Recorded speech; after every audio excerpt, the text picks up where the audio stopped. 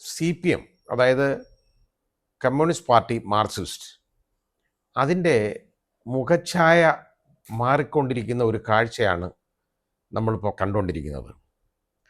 Marxism എന്ന് പറയുന്നത് ഏതാണ്ട് ഹിന്ദുത്വ മാർക്സിസം എന്നുള്ള രീതിയിലേക്ക് മാറിക്കൊണ്ടിരിക്കുന്നു. അതിൻ്റെ ഉപജ്ഞാതാവ് എന്ന് പറയുന്ന വേറെ ആരുമല്ല, ഇന്ന് ഇപ്പോൾ ഇന്ത്യൻ കമ്മ്യൂണിസ്റ്റ് പാർട്ടി മാർക്സിസ്റ്റിനെ നയിക്കുന്നത് നമ്മുടെ മുഖ്യമന്ത്രി തന്നെയാണ്, വേറെ ആരുമല്ല. അദ്ദേഹത്തിൻ്റെ വാക്കുകളെ മാത്രമേ ആ പാർട്ടിക്ക് ഉൾക്കൊള്ളാൻ പറ്റുള്ളൂ. ഇപ്പോൾ ആ രീതിയായി, എല്ലാം അദ്ദേഹമാണ്. ഇപ്പോൾ CPM മാർക്സിസ്റ്റ് പാർട്ടി എന്ന് പറഞ്ഞു കഴിഞ്ഞാൽ അദ്ദേഹത്തിൻ്റെതാണ്, അദ്ദേഹമാണ് അതിൻ്റെ ആൾ, വേറെ ആരുമല്ല. തിരുവായ്ക്ക് എതിർവായില്ലെന്ന് പറയുന്നത് പോലെ അദ്ദേഹത്തിൻ്റെ വാക്കുകളെ ആർക്കും ഖണ്ഡിക്കാനോ ഒന്നും കഴിയുന്നതല്ല. ഈ അടുത്ത കാലത്തുണ്ടായ ചില സംഭവങ്ങളെക്കുറിച്ചുള്ള ഒരു സ്വതന്ത്രമായ ഒരു അവലോകനമാണ് ഞാൻ നടത്തുന്നത്, അല്ലാതെ ഞാൻ ആ പാർട്ടി കുറ്റം പറയുന്നൊന്നുമല്ല. ആ കമ്മ്യൂണിസ്റ്റ് മാർക്സിസ്റ്റ് പാർട്ടി എന്ന് പറയുന്നത് യഥാർത്ഥത്തിൽ നമ്മുടെ രാജ്യത്തിന് ഏറ്റവും വേണ്ട ഒരു ഘടകം തന്നെ ആയിരുന്നു, പൊളിറ്റിക്കൽ ഘടകമായിരുന്നു, സംശയമൊന്നുമില്ല. കാരണം ഒരുപാട് കാര്യങ്ങൾ അവർ കൊണ്ടുവന്നിട്ടുണ്ട്, ജനങ്ങളുടെ ഒരുപാട് പ്രശ്നങ്ങൾ മുമ്പോട്ട് കൊണ്ടുവന്നിട്ടുള്ള പാർട്ടിയാണ്, രാഷ്ട്രീയ പാർട്ടിയാണ്, ജനങ്ങൾക്ക് വേണ്ടി നിലകൊണ്ടിരുന്ന ഒരു രാഷ്ട്രീയ പാർട്ടിയാണ്. ഇപ്പോൾ അതല്ല, ആ രീതിയിലേക്ക് പോയി വർഗീയത അതിൽ നുഴഞ്ഞു കയറിക്കൊണ്ടേയിരിക്കുന്നു. ഈ ആഗോള അയ്യപ്പ സംഗമത്തിൽ നമ്മുടെ UP മുഖ്യമന്ത്രി യോഗിയെ ക്ഷണിച്ചു എന്നുള്ളത് തന്നെ നമുക്ക് കാണേണ്ട ഒരു കാര്യമാണ്. യഥാർത്ഥത്തിൽ ഫാസിസത്തിൻ്റെ ഒരു വികൃതമായ രൂപമാണ്, മുഖമാണ് യോഗി എന്ന് പറയുന്നതിൽ ഒരു തെറ്റും കാണുന്നില്ല. അതറിയാം, കാരണം ബുൾഡോസർ രാഷ്ട്രീയം, ഒരു പ്രത്യേക മതവിഭാഗത്തിൻ്റെ വീടുകൾ മുഴുവൻ ബുൾഡോസർ ഉപയോഗിച്ച് തകർക്കുക അദ്ദേഹത്തിൻ്റെ ഏറ്റവും വലിയ ക്രൂര വിനോദമാണ്. അത് നടന്നുകൊണ്ടേയിരിക്കുന്നു, യഥേഷ്ടം നടന്നുകൊണ്ടിരിക്കുന്നു. സുപ്രീം കോടതി അതിനെതിരെയൊക്കെ പറഞ്ഞിട്ടുണ്ട്. പക്ഷേ സുപ്രീം കോടതിയൊന്നും യോഗിക്ക് പ്രശ്നമല്ല. ഈ പണത്തിന് മീതെ പരുന്തും പറക്കില്ല എന്ന് പറയുന്ന പോലെ യോഗിക്ക് മീതെ ഒന്നും പറക്കില്ല, അതാണ് കാര്യം. ആ രീതിയിലേക്ക് മാറിക്കഴിഞ്ഞു.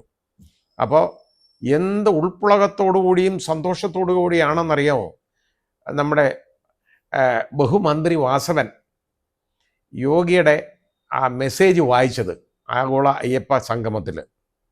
ഞാൻ അത് കണ്ടു, വായിച്ചത് മുഴുവൻ കേട്ടു. വളരെ ഉൾപ്പുളകത്തോടു കൂടിയാണ് അദ്ദേഹം അത് വായിച്ചത്, സായുജ്യം അടഞ്ഞു വായിച്ചു കഴിഞ്ഞിട്ട് കേട്ടോ. അതാണ് നമ്മൾ കണ്ടത്. അതുപോലെ തന്നെ ഒരു ബഹുമന്ത്രി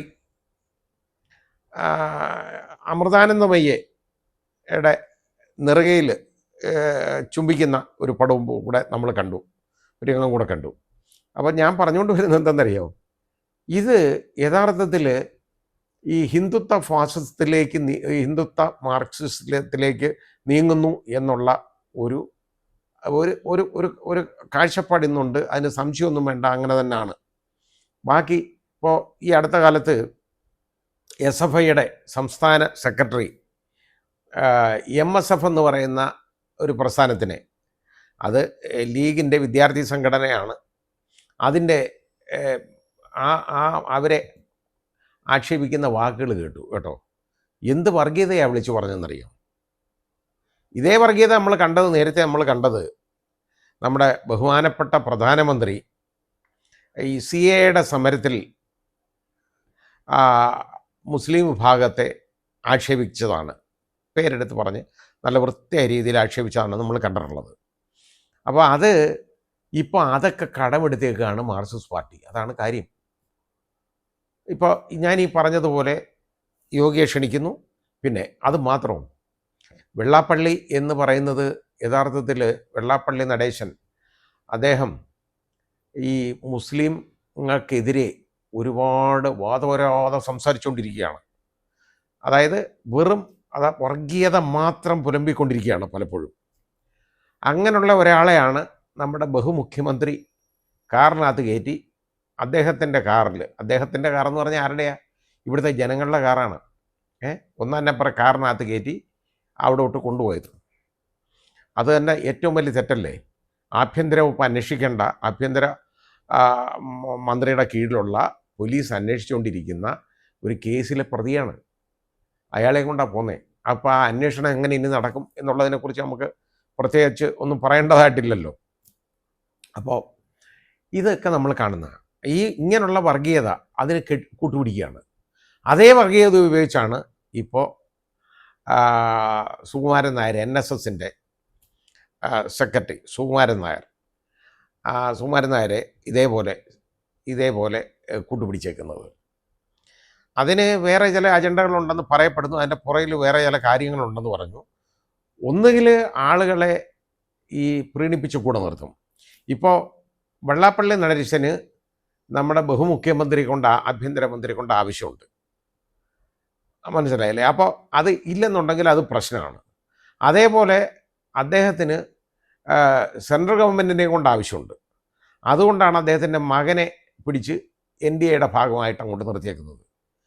വെള്ളാപ്പള്ളി NDAയുടെ ഭാഗം തന്നെയാണ്, ഒരു സംശയം വേണ്ട.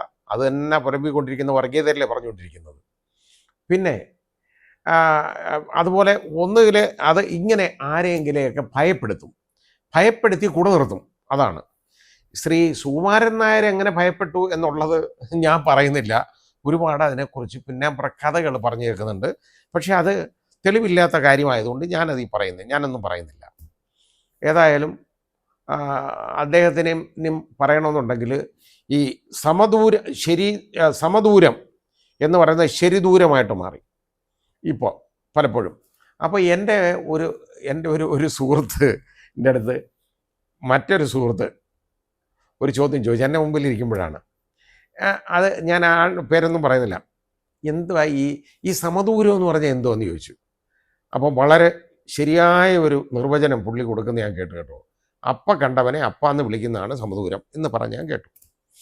ഞാൻ ചിരിച്ചതേ ഉള്ളൂ. ഞാൻ ചിരിച്ചു പോയി അത് കേട്ട്. സത്യമല്ലേ?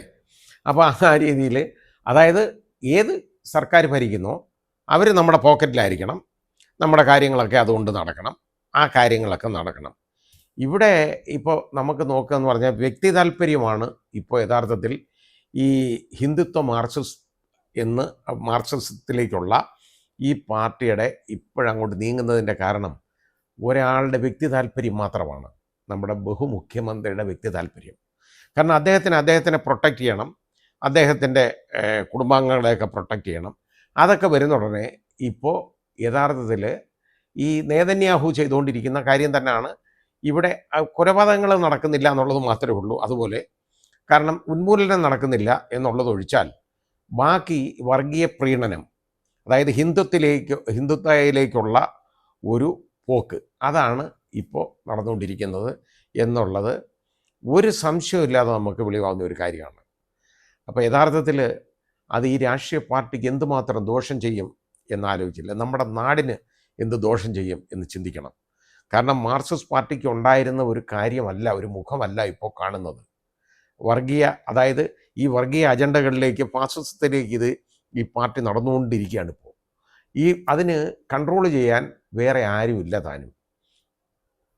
ഞാൻ പറഞ്ഞില്ലേ, ബഹുമുഖ്യമന്ത്രിയുടെ വ്യക്തി താല്പര്യങ്ങൾക്ക് വേണ്ടി മാത്രമാണ് ഇന്നിപ്പോൾ ഈ പാർട്ടി നിലകൊള്ളുന്നത്. ആ രീതിയിലേക്ക് പോയിക്കൊണ്ടിരിക്കുകയാണ്. അപ്പം 4 വോട്ട് വാങ്ങിക്കാൻ എന്തും പറയൂ എന്ന് ചോദിക്കുന്ന മുഖ്യമന്ത്രിയോട് ഞാനും ചോദിക്കുകയാണ്, ബഹുമുഖ്യമന്ത്രി 4 വോട്ടിന് വേണ്ടി നിങ്ങൾ ഈ രീതിയിൽ പണിയേണ്ട കാര്യമുണ്ടോ? ഒന്ന് ചിന്തിക്കണം. അതാണ് വേണ്ടത്.